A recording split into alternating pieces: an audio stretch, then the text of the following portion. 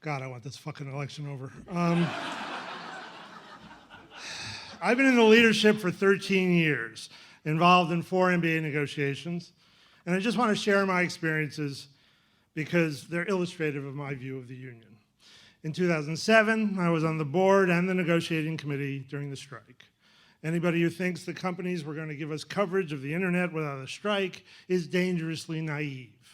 Hulu went live the day the strike ended. The companies knew where the business was going, and thank God the Guild leadership did too, because 20% of our members now work on shows and features that would not be covered if we hadn't gone on strike.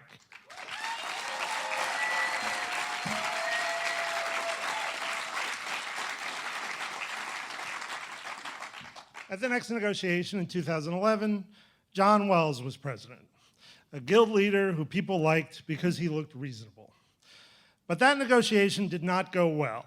Up until the last day, we had achieved no real gains. So John went into the AMPTP and angrily said, if you don't give me something, the lunatics are going to take over the union.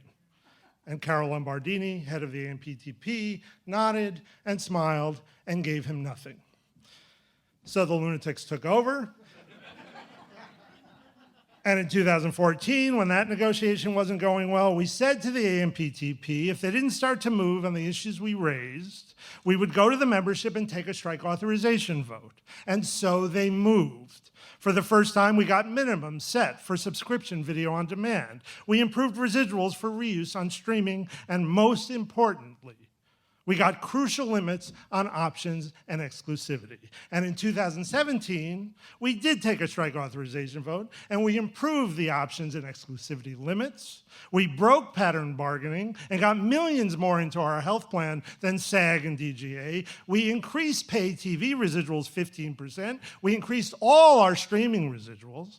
And for the first time, we got span protections and a family leave clause in our MBA.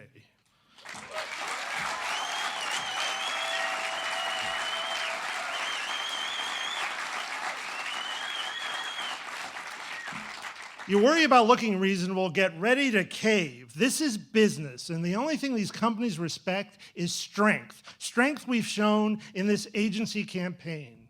The agencies are hurting. Our strategy is working. They all want to make a deal, and a deal will be made, and it will be a hell of a lot better than the one they offered us in June, because they've seen our power. And our power is not a famous writer who thinks he's good at negotiating because he's rich.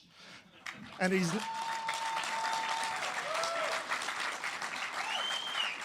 not a group of successful showrunners and feature writers who think they know best, and it's not who the president of the WGA is, and it's not who's on the board of directors. The power is all the writers of the Guild who said with one voice, we want this fixed.